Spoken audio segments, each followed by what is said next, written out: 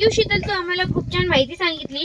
यानंतर आपण पहिलीतल्या विद्यार्थ्यांची एक छानशी कविता घेऊ.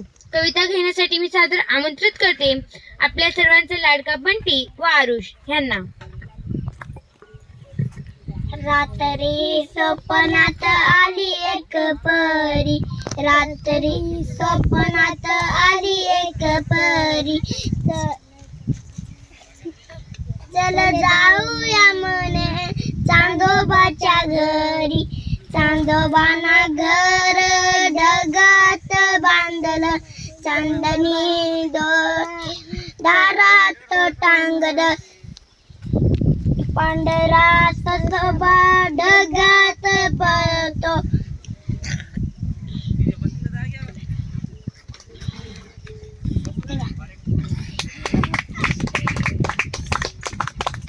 थँक्यू.